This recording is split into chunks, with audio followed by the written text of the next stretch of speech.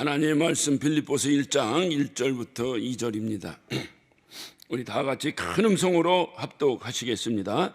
그리스도 예수의 종 바울과 디모데는 그리스도 예수 안에서 빌립보에 사는 모든 성도와 또는 감독들과 집사들에게 편지하노니 하나님 우리 아버지와 주 예수 그리스도로서 은혜와 평강이 너에게 있을지어다. 아멘. 여러분이 마스크를 다 쓰고 저를 향해서 쳐다보시니까 저에게 무슨 항의하시는 것 같아가지고 도대체 어떻게 분위기를 잡고 설교해야 될지 참 모르겠네요. 어떤 입은 막지만 눈은 좀 크게 뜨시고, 그리고 눈웃음은 살살 치셔도 바이러스하고는 전혀 상관없을 것 같으니까 서로 이렇게 교통하고 있는 표현은 좀 해주시기를 바랍니다. 할렐루야.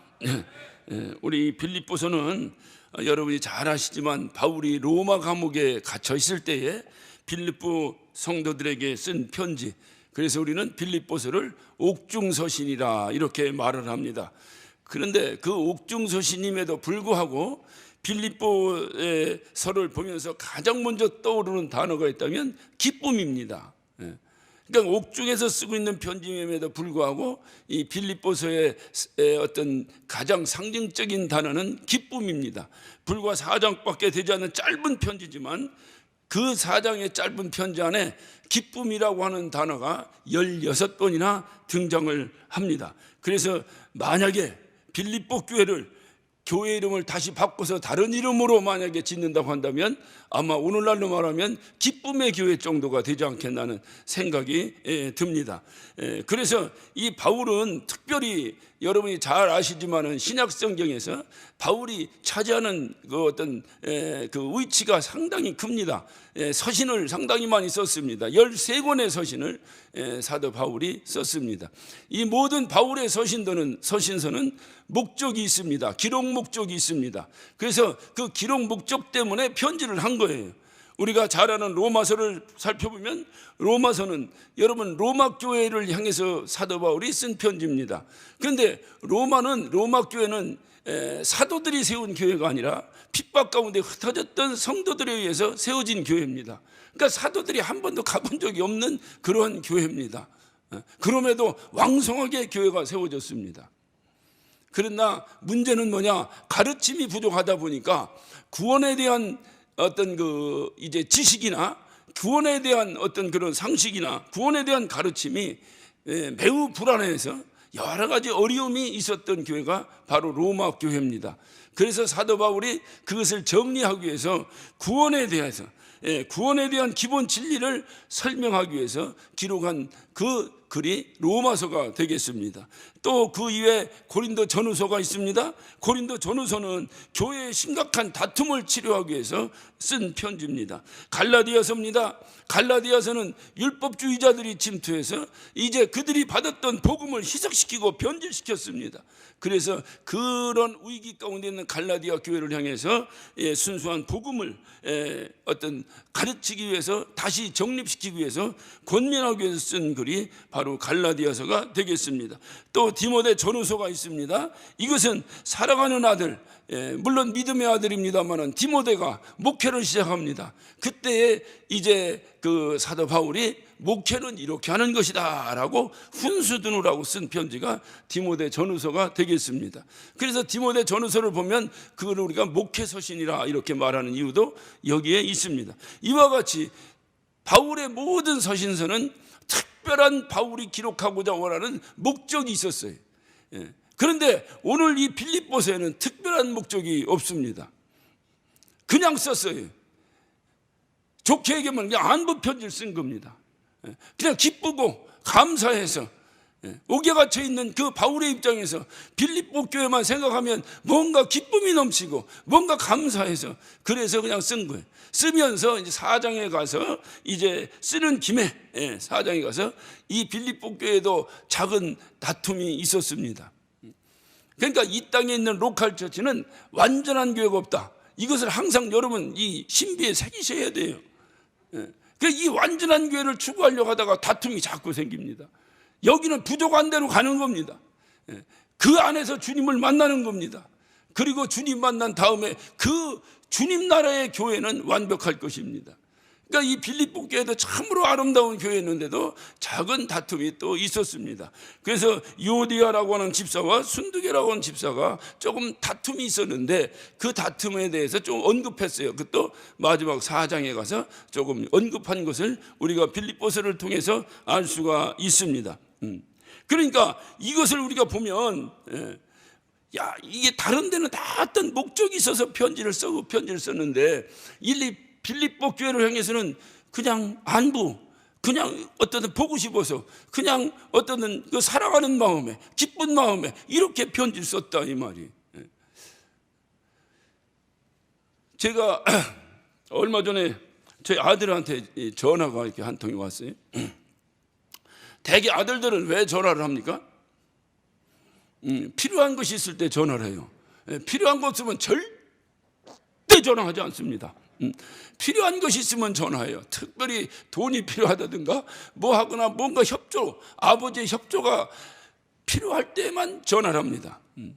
그러니까 가끔 전화가 오면 미국에서 전화가 오니까 뭔 일 있냐? 항상 저는 왜 무슨 일이야? 이렇게 답을 합니다. 그러면 뭐 은행의 어카운트가 뭐가 어떻게 됐는데 그걸 어떻게 해야 되는가, 또 뭐가 어떻게 돼. 어쩌다 미국은 조금만 하나부터 일부이라도 은행을 통해서 뭘 해야 되기 때문에 그게 복잡합니다. 그런 걸 이제 우리 아들이 다 처리를 하려니까 모르는 거 있으면 물어보기도 하고, 또 뭐가 어떻게 하면 도움을 청하기도 하고, 주로 이제 이런 전화예요. 그리고 자기 용무가 다 됐으면 툭 끊습니다. 근데 전화가 이렇게 왔어요. 그러니까 저도 또 무슨 일인가? 야, 무슨 일 있냐? 하니까 우리 아들이 그냥 그러더라. 그냥, 그냥이라는 소리에 제 마음이 울먹이기 시작했어요. 그냥. 그리고 그냥 왜 전화했냐? 그냥 아빠 보고 싶어서. 여러분, 이런 전화가 더 애틋하겠어요? 아빠, 왜? 나 돈 필요한데 돈 좀 줘. 이런 전화가 더 애틋하겠어요. 이해가 되십니까? 연애를 합니다. 연애하는데 할 얘기 있어서 전화하나요? 왜 전화했는데? 그냥. 그 그냥이라는 단어에 많은 것이 함축되어 있습니다. 그냥. 오늘 사도 바울에게 왜 빌립보에게 편지 썼냐고 물으면 사도 바울은 그렇게 대답할 거예요. 그냥. 너희들이 너무 보고 싶고 너무 감사해서 그냥. 우리가 이 목적을 가지고 생전 연락도 없고 편지도 없고 전화도 없다가 무슨 목적이 있어서 딱 하면 이게 긴장을 합니다. 사람들이 정스럽지를 못해요. 그런데 그냥 하는 거예요. 그러더니 전화 말미에 아빠 보고 싶어서 한국에 오겠다는 거예요. 그날부터 지금까지 제가 불면증에 시달리고 있습니다. 그런데 이게 협조가 안 되네, 한국이. 갑자기 코로나 바이러스인지 뭔지 해가지고 여행 자제하라고 자꾸 미국서도 그런다 하니 이게 참 보통 심각한 일이 아닙니다. 그래도 지가 보고 싶으면 오겠죠. 중요한 사실은 우리가 사람이 서로 이와 같이 이 빌립보 교회와 사도 바울은 특별히 사도 바울이 많은 교회를 개척하고 많은 목회를 하고 선교를 하고 많은 사람을 만났지만은 특별히 빌립보 교회를 향해서는 사도 바울의 이런 애틋한 마음이 있었다 하는 것을 여러분이 기억을 하셔야 됩니다. 오늘 왜 사도 바울은 이렇게 빌립보 교회를 향해서 애틋한 마음이 있었는가? 오늘 우리가 1절, 2절 오늘 본문을 통해서 한번 여러분 살펴보시기를 바랍니다. 1절입니다. 1절은 우리가 이게 편지 형식이기 때문에 여러분 예전에 학교 다니시면서 편지에 대해서 배우셨죠? 처음에 시작은 뭐부터 시작합니까? 안부, 인사부터 시작한다고 그랬죠? 그러니까 인사입니다. 오늘 여기서 그리스도 예수의 종 바울과 디모데는 그리스도 예수 안에서 빌립보에 사는 모든 성도와 또 감독들과 집사에게 편지한다. 조금 여러분이 바울 서신에 대해서 관심이 있으신 분은 오늘 1절이 다른 바울 서신과 상당히 형식이 다르다고 하는 것을 여러분은 깨달으실 것입니다. 바울 서신의 공통점은 모든 1절에서 조금의 단어의 구사의 차이는 있지만은 내용이 동일합니다. 항상 나 사도된 바울은, 나 그리스도의 사도된 바울은, 사도된 바울은 하면서 사도 바울의 모든 서신서에는 자기의 사도권을 강력하게 주장하면서 편지가 시작됩니다. 여러분이 잠깐 그냥 보실까요? 잠깐 제가 읽어드릴게요. 로마서 1장을 보면 1장 1절에 예수 그리스도의 종 바울은 사도로 부르심을 받아 하나님의 복음의 택정함을, 그러니까 사도로 부르심을 받았다는 것을 강력하게 주장을 하고 시작을 합니다. 고린도전서를 봅니다. 하나님의 뜻에 따라 그리스도 예수로 사도로 부르심을 입은 바울은 계속해서 바울에 대한 자기의 사도권에 대해서 강력하게 주장합니다. 고린도후서 1절에도 봅니다. 하나님의 뜻으로 말미암아 그리스도 예수의 사도된 바울과 항상 자기의 사도권을 강력하게 주장합니다. 자, 여러분이 한번 국어 실력을 발동해 보십시다. 왜 이렇게 사도 바울이 자기의 사도권을 강력히 주장했을까요? 제가 묻는 것은 거의 어린아이 수준의 답입니다.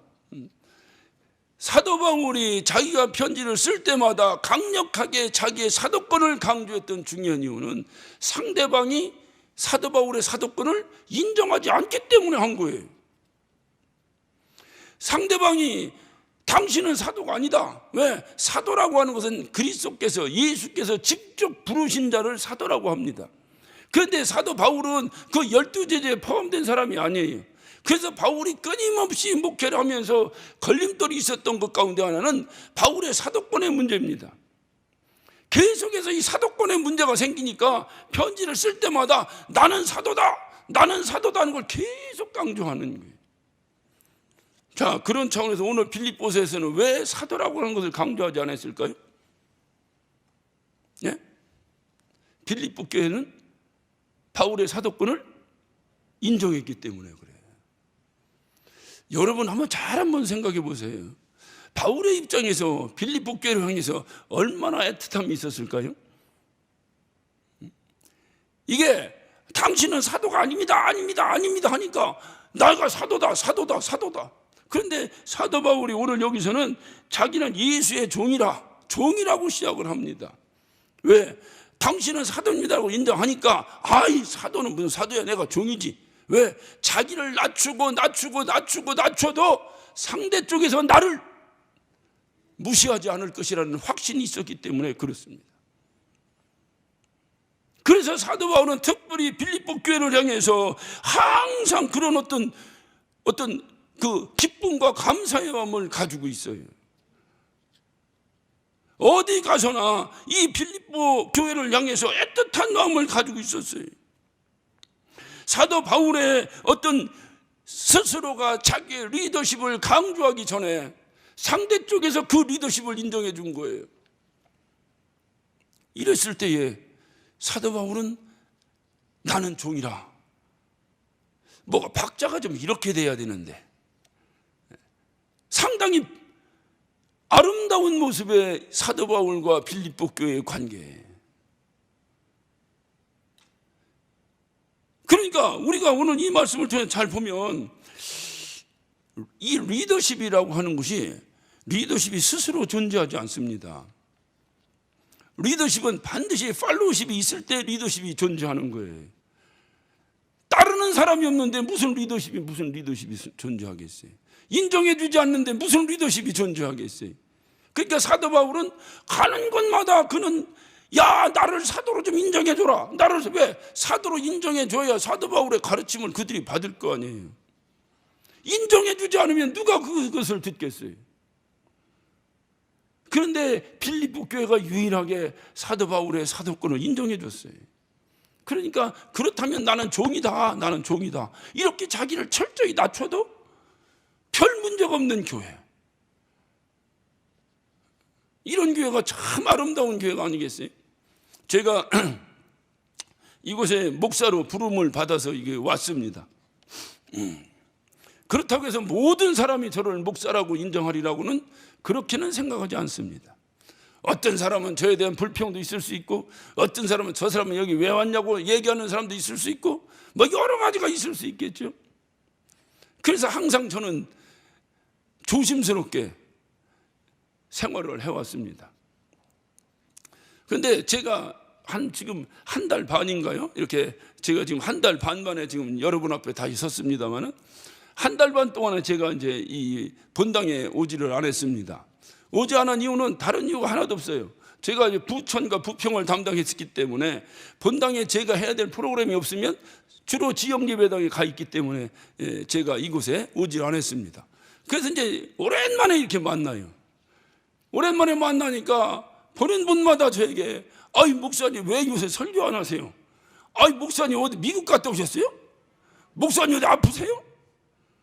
그러더니 어떤 분이 사과즙 한 박스를 주더라고. 오늘 목사님 아프지 말라고. 안 아픈데 왜 자꾸 아프다고. 그러면서 제 마음속에 생각이 이렇게 들었어요. 나를 이 양반들이 목사라고 인정하는 모양이구나. 모두가 인정할지 않을지는 모르지만 그건 어디나 마찬가지죠. 리더가 자기가 리더라고 해서 다 리더가 됩니까? 그건 어디나 마찬가지예요. 그러나 오늘 빌립보서를 보면, 사도 바울 같은 경우를 보면, 저들이 어느 교회나 자기의 사도권의 문제를 삼고 시비를 걸고, 그러니 무엇을 가르친들 그들이 알아듣겠느냐 그 말이에요. 그런데 이 빌립보 교회만큼은 그의 사도권을 인정해 주니 사도 바울이 얼마나 감사하고 기쁜지. 오늘 그래서 인사에 자기의 사도권을 결코 얘기하지 않습니다. 그냥 그렇게 이렇게 사도 바울을 인정해 주니 사도 바울이 오히려 자기의 사도권을 주장하지 아니하고, 오히려 나는 종이다, 스스로 종이다고 자기를 낮춰도 누가 자기를 무시하겠느냐. 그게 자신 있으니까 그냥 종이라고 말하는 거예요. 종이라고 해도, 그렇게 하고 가르쳐도 다 알아듣는 거예요. 그러니 얼마나 사도 바울이 빌립보 교회를 향해서 생각할 때 애틋한 마음이 있었겠습니까? 그러니까 그냥, 왜 편지하셨어요? 그냥 너희들이 보고 싶다. 그냥. 우리 2절을 한번 봅니다. 하나님 우리 아버지와 주 예수 그리스도서 은혜와 평강이 너에게 있을지어다. 하나님 우리 아버지와 주 예수 그리스도서 은혜와 평강이 너에게 있을지어다. 여러분, 이 빌립보서는 무슨 서신이라고 말씀드렸어요? 옥중서신입니다. 감옥에 갇힌 자가 감옥 밖에 있는 자에게 편지를 하는 것입니다. 그런데 오늘 감옥에서 연상할 수 없는 단어가 오늘 이 2절에 기록되어 있습니다. 여러분 보세요. 하나님 우리 아버지와 우리 주 그리스도에게로서 은혜와 평강이 너에게 있을지어다. 여러분, 감옥에 무슨 은혜가 있고 감옥에 무슨 평강이 있겠어요? 어쩌면 빨리 나갈까? 어쩌면 내가 여기서 억울함을 토로할까? 어쩌면 날마다 불만과 불평과 근심과 걱정과 염려, 이런 것이 감옥에 맞는 단어지. 감옥 안에 무슨 은혜가 있고 감옥 안에 무슨 평강이 있겠어요? 그런데 오늘 사도 바울은 감옥 안에 있으면서도 그가 이렇게 편지를 합니다. 은혜와 평강이 너에게 있을지어다. 은혜와 평강이. 감옥에 있으면서도 은혜와 평강을 말하고 있습니다. 그 고달픈 현실에서도 은혜와 평강을 외쳤던 사도 바울, 그가 어찌하여 이렇게 이러한 상황 속에서도 그는 은혜와 평강을 외치면서 이렇게 기쁨에 넘치는 편지를 기록할 수 있었을까? 2절에 중요한 단어가 나옵니다. 우리 주 그리스도, 우리 예수 그리스도로서 은혜와 평강이 너에게 있을지어다. 현실은 그의 몸이 감옥에 갇혀 있었습니다. 현실은 그는 지금 감옥에 갇혀 착고에 처해 있는 사람입니다.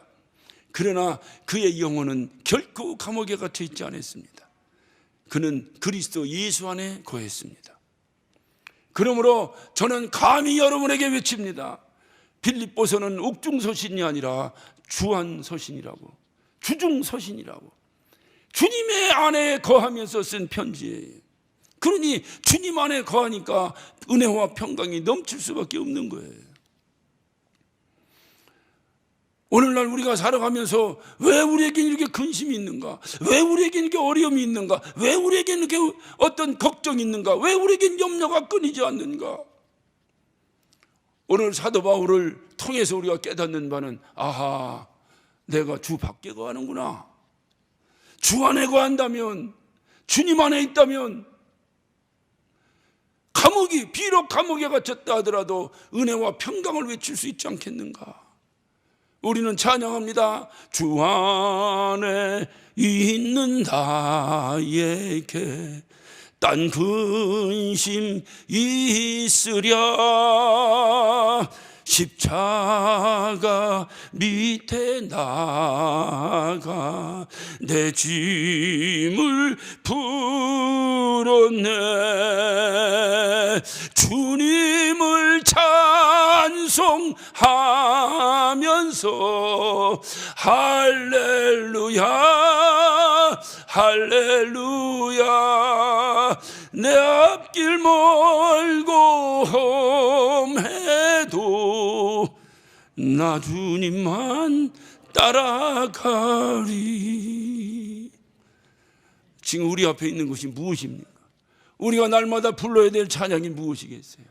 주 안에 있는 나에게 딴 근심이 있겠는가? 그렇다면 왜 나에게 근심이 있는가?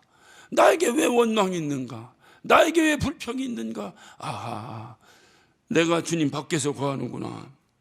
내가 주님 밖에 있기 때문에 그러는구나. 여러분, 왜 이 빌립보서 이 짧은 서신에, 특별히 옥중서신이라고 하는 것에 걸맞지 않은 기쁨이라고 하는 단어가 가장 많이 기록되어 있었을까요? 거기에 대한 답을 여러분께 말씀드렸습니다. 주 안에 있는 나에게 딴 근심이 있으랴. 근심 없으면 기쁨 아니에요? 왜 기쁨이 사라졌습니까? 근심이 있으니까. 왜 기쁨이 사라졌습니까? 염려가 있으니까. 왜 기쁨이 사라졌습니까? 불안하니까. 모르긴 해도 여러분이 이제까지 이전에 들어와서 예배하는 그 모든 시간 중에서 오늘이 아마 가장 불안하고 기쁨이 사라졌을 것입니다. 왜 그렇습니까? 그 평균 때문에 그래요. 평균 때문에 그래요. 말로는 주 안에 있는 나에게 딴 것이 없다고 하는데 그 평균 때문에 또 그래요. 여러분, 우리의 신사적 그리스도인의 믿음이 뭐라고 생각하십니까? 우리가 가지고 있는 믿음은 주님이 나를 지켜주신다는 거예요. 문제는 뭐냐? 주님이 지켜주신다고 해서 우리가 막 살아도 되겠어요? 주님이 지켜주시는데, 여러분, 주님이 지켜주신다고 빨간불인데 그냥 자동차 운전을 확 하면 되겠어요? 주님이 지켜주신다고 해서 신호 위반하고 막 속도 위반하고 다니도 다 주님이 지켜주십니까?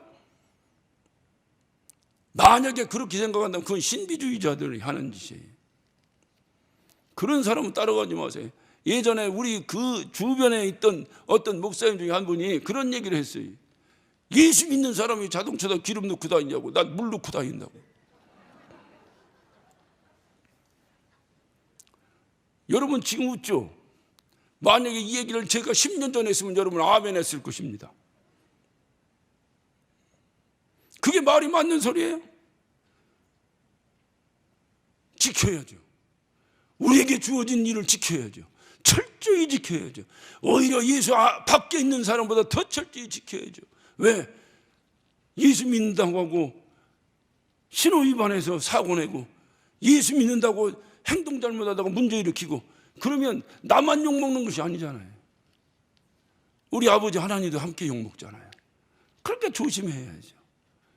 여러분, 우리만이 여기 예배하는 이곳에서 만에 하나 그런 바이러스가 어떤 번져가지고 문제가 생겼다면 우리만 문제 생깁니까? 이 주변의 모든 가게가 문을 닫아야 되고 이 주변의 모든 사람들이 봉쇄당해야 됩니다. 그러니 이게 얼마나 중요하겠어요. 그러니까 개인의생을 철저히 하고 오늘 여기 들어올 때 열감지기를 대든 뭐라든 감사함으로 대고 혹시라도 내가 몸에 좀 이상이 있으면 가능한 한 들어오지 말고 좀 따로 이렇게 예배도 하고 이렇게 해서 옆 사람들에게 불안이 없고 서로 이렇게 하도록 협조하고 돕고, 그래서 우리가 이런 조치를 취한 거 아닙니까? 그러나 중요한 사실이 하나 있어요. 그것 때문에 불안 요소를 자꾸 일으키고, 그것 때문에 불안하게 만들고, 그것 때문에 근심하게 만들고, 그것 때문에 우리의 기쁨을 앗아가게 만든다면 그것은 조금 문제가 있어요. 우리가 지킬 걸 최선을 다해 지키고, 오히려 다른 교회보다 우리는 더 잘 지켜야 됩니다. 다른 교회가 예배 다 한다고 해도 우리는 문을 닫아야 합니다. 지금 상황이 그런 상황이에요. 그럼에도 불구하고 우리가 이렇게 나와서 예배할 수 있는 것도 하나님께 감사하고,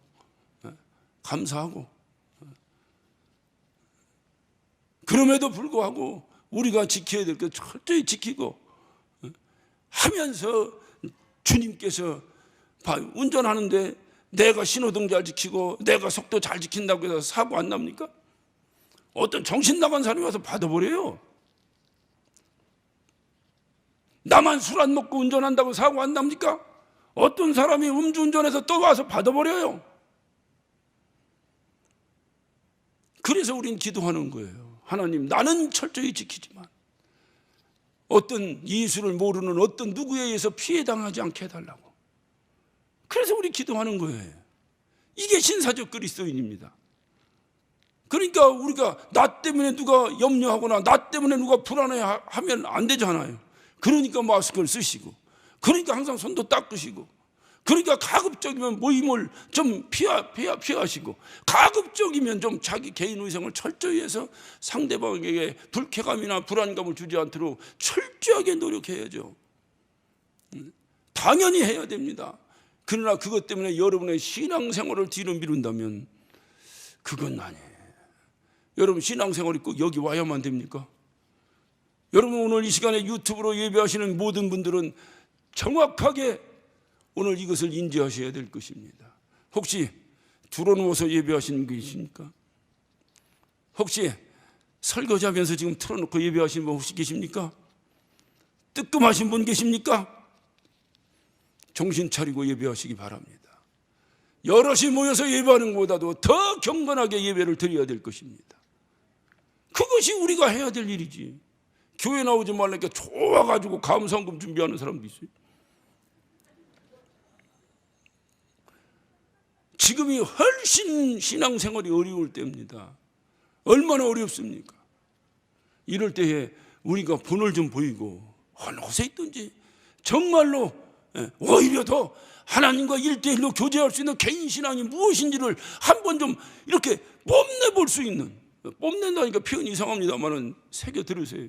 그런 기회가 좀 되어야지.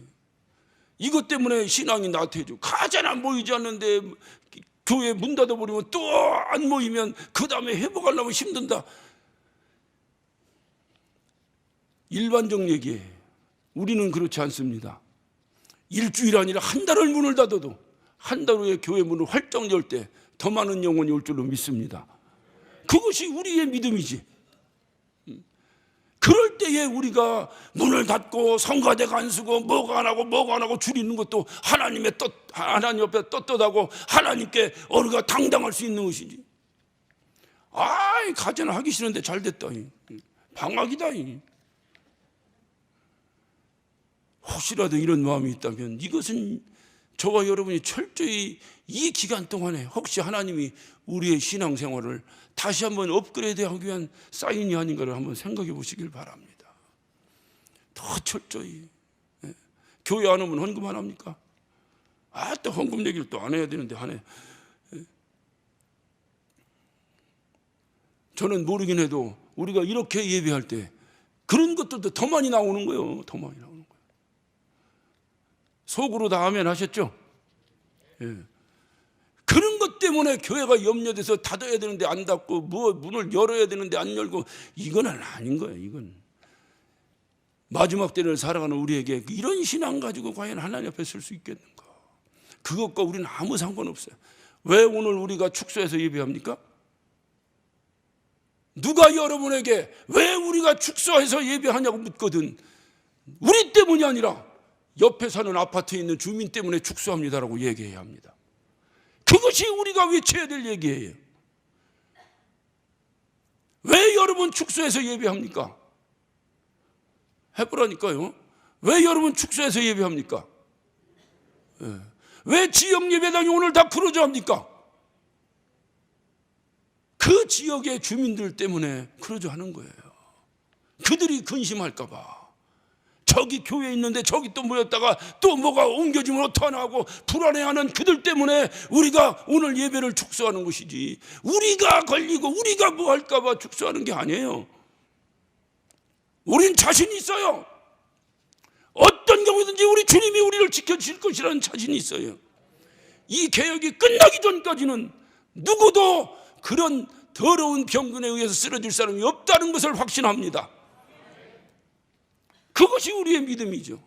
그러나 우리가 이렇게 축소하는 것은 우리 때문에 하는 것이 아니라 주변에 있는 예수를 모르는 사람들 때, 그 주변에 오늘날 사람들 얘기가 그렇다는 거예요. 자기 주변에 대형 교회 있는 사람들이 불안해한다는 거예요. 그것 때문에 우리가 같이 살아가자고. 우리 개혁 그거 하니까 이웃을 사랑하고, 그 작년도 표현가? 어떻든 유효한 거잖아요. 주변을 생각해서 우리가 축소하는 거잖아요. 그거지. 우리가 그것 병균 하나 때문에 불안해하고, 그것 때문에 염려하고, 그것 때문에 걱정하고, 그것 때문에 뭐 한다면 그거는 우리의 모습이 아닐 것 같아요. 그것은 우리와는 상관없을 것 같아요. 우리는 오늘 사도 바울은 말이죠. 그는 로마옥에 갇혔어요. 이 로마옥에 그냥 갇힌 게 아니에요. 이 사람 여기서 죽었어요. 그렇다면 오늘 이것은 이 로마옥에 이는 사형수로 갇혀 있는 거나 마찬가지입니다. 그런데 그 사형수의 입에서 무엇이 나옵니까? 은혜와 평강이 있을지라. 은혜와 평강을 다 얘기하고 있어요. 그 은혜와 평강이 왜 어디서 근거에서 은혜와 평강이 나왔나 보니까 주 예수 그리스도 안에서 은혜와 평강이 있기를 원한다는 거예요. 저와 여러분이 예수 안에 있다면, 주 안에 있다면 우리에게도 은혜와 평강이 있을 줄로 믿습니다. 이 세상 어떤 무엇이 우리와 있는 은혜와 평강을 앗아갈 수 있겠습니까? 사도 바울은 로마서를 통해서 말하잖아요. 누가 이 사랑을 끊으리요? 환난이 끊겠느냐? 칼이 끊겠느냐? 기근이 끊겠느냐? 무엇이 끊겠느냐? 믿으시면 아멘 하시기 바랍니다. 그렇다고 한다면 우리는 그런 것 때문에 불안한 것, 우리가 주 안에 있는 거예요. 주 안에 있어. 주님이 나를 지켜주시고 주님이 나를 보호해 주신다. 그렇다고 해서 막 살아. 그런 자들은 신비주의자라니까요. 개인 의생을 오히려 안 믿는 사람들보다 더 철저히 하고 혹시라도 내가 예수 믿는 나 때문에 이웃에 불편이 된다면 나를 따만 욕먹는 것이 아니라 저 교회 다니는 것 때문에 그랬다고. 신천지에 있는 사람 한 사람 때문에 이게 난리가 났는데 그 한 사람 얘기합니까? 다 신천지 때문에 그랬다고. 성락교에서 문제 나오면 나 때문에 한 사람 때문에 문제가 나오겠습니까? 저 성락교에 맨날 싸우더니 또 문제 생겼다고. 그래서 다른 교회보다 더욱더 조심하자는 거예요. 더 조심하자는 거예요. 더 철저히 조심하자는 거예요. 어떠든 이것이 해결되기 전까지 우리 성도들 또 우리 주변에 어떤 자도 이것 때문에 어려움 당하는 자가 없기를 간절히 원합니다. 주 안에 있으면 됩니다. 주님이 나를 지켜주신다 이 말이에요. 그래서 우리는 그렇게 찾아온 거예요. 주 안에 있습니다. 제가 저 사는 동네에 아주 유명한 아쿠아리움이 있습니다. 수족관이 있습니다. 수족관인데 제가 한번 그 수족관을 오히려 아이들 어렸을 때 데리고 한번 가봤어요. 갔는데 뭐 엄청나죠. 바닷물을 가득 채워놓고 우리가 그림책에서는 보던 온갖 그 해양 동물들이 그 안에 가득 들어 있습니다. 특히 막 백상어, 막 이거 식인상어 이런 것들이 막 즐비하게 돌아다닙니다.